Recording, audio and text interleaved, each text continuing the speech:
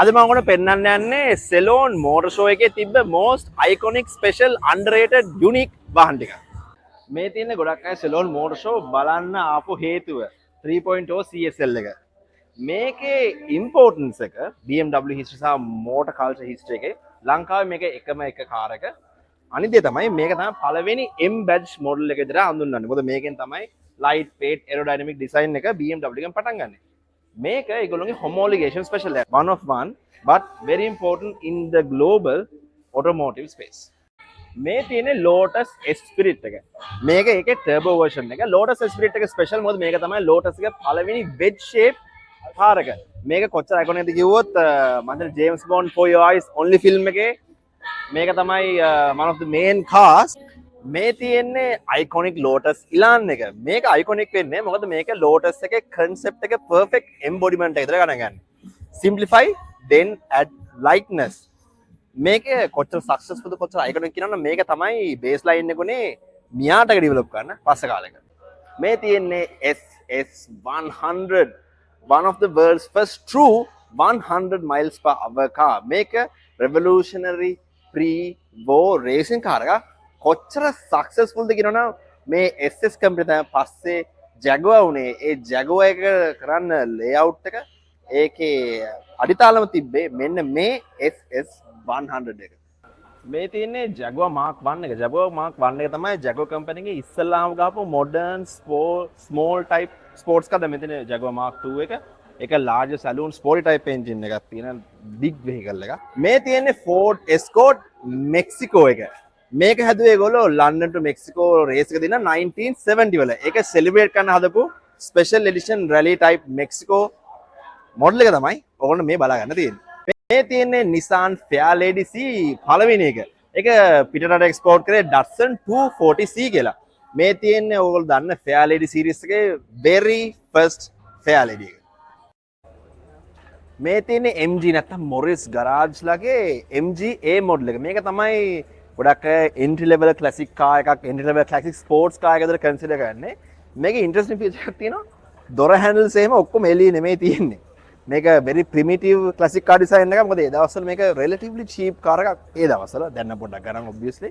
මේ තියෙන්නේ MG T series එක. මේ තියෙන්නේ පළවෙනි ලෝක යුද්ධයට කලින් British racing scene එක define කරපු cars ටික.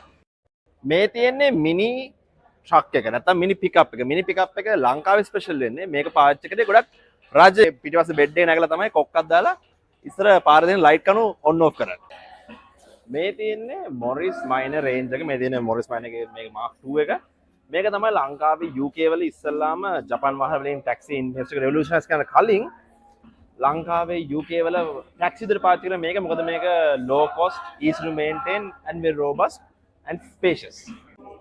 මේ තියෙන්නේ Mazda 1500 එක. UMC Mazda 1500 එක. basically ලංකාවේ හදපු Mazda එක. උපාලි Mazda කියලා ගොඩක් අය මේක අඳුරන්නේ. but ඒ දවස්වල ලංකාවේ අපේ Candos උපාලි ගේ හදපු ලංකාවෙම නිෂ්පාදනය කරපු Mazda 1500 තමයි මේ. Jaguar E-Type Series 3 එක මේක ලංකාවේ automotive history එක special. මොකද මේක ප්‍රියා මුණසිංහ රේස් පැදපු Jaguar E-Type එක.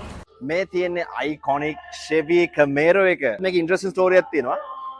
Chevy company එක අයිතිකාරයන් අහනවා මොකක්ද Camaro කියන එකේ තේරුම කියලා. ඒතර එයා කියනවා Mustang නැත්නම් අශ්වය කන පොඩි සරපරුස සතෙක් තමයි Camaro කියන්නේ කියලා.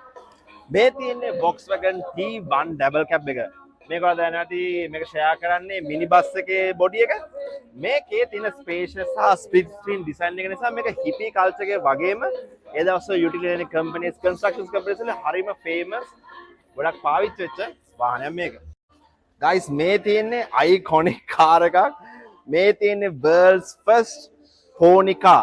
ගොඩක් අය pony car වලට දන්නේ Mustang මොකද ඒක තමයි most iconic pony car එක. ඒත් මේ තියෙන්නේ Plymouth Barracuda the world's first pony car. අද ඕගොල්ලන්ගේ ඇස් දෙකට බලා ගන්න පුළුවන්. මේ තියෙන්නේ Chevrolet Bel Air. මේක තමයි ඒ දවස්වල most iconic jet styling car එක. මේක ඒ දවස්වල 1950s 60s වල තිබ්බ optimistic futuristic jet style design එක most iconic විදිහට embrace කරලා තියෙන්නේ මෙන්න මේ Chevy Bel Air එක තමයි.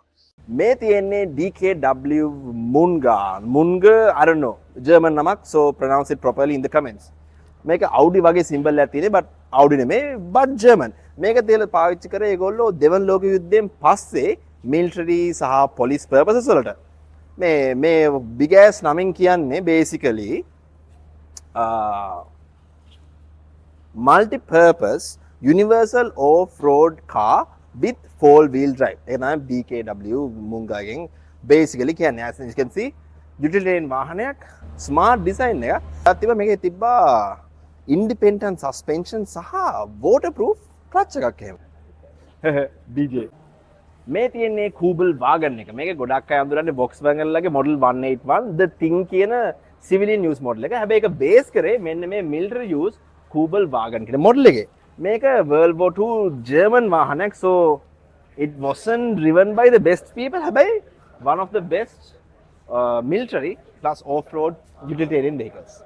මේ බලාගන්න තියෙන්නේ Citroen DS එක. Citroen DS එක තමයි car of the future කියලා ඒගොල්ලෝ ඩිසයින් කරලා මේක දාලා තියෙන්නේ aerodynamic tear drop shape design එකක්. ඒ වගේම මේකේ ආපු hydro pneumatic suspension system නිසා මේක ඒ දවස්වල තිබ්බ most comfortable car එකක් අතර කන්සිඩර් කරේ. මේ තියෙන්නේ Bristol 401. මේක ඩිසයින් ගන්නේ Bristol aeroplane company එක. ඒකෙන්ද පේනවා ඇති මේකේ තියෙන්නේ typical ඒ ඉරක තිබ්බේ automobile shape එක නෙමෙයි. මේක පිටින් විතර නෙමෙයි අතුරුණු තරම් තියෙන්නේ aeronautical concepts. මේකේ body එක තලනේ හදලා තියෙන්නේ aluminium panels වලින්, ඇතුළේ chassis එක steel වුණාට.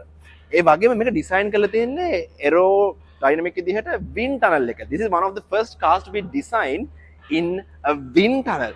ඒක නිසා මේ කාර් එකට 100 miles per hour reach කරන්න පුළුවන් වුණා මේ massive size එකත් එක්ක. මේ තියෙන්නේ beautiful Jag E-type එක. Jaguar E-type එකේ coupe version තමයි ගොඩක් අය කන්සිඩර් කරන්නේ ලෝකේ ලස්සනම කාර් එක විදිහට. මේ තියෙන්නේ Mickey Mouse ගේ නම් කරපු කාර් එකක්. මේ තියෙන්නේ Fiat 500 Topolino. Topolino කියන්නේ Italian වලින් little mouse. ඉතින් ඒකෙන් basically Mickey Mouse තමයි ගොඩක් compare කරන්නේ. So මේ තියෙන්නේ basically Mickey Mouse කියන නම් කරපු පොඩි කාර් එකක්.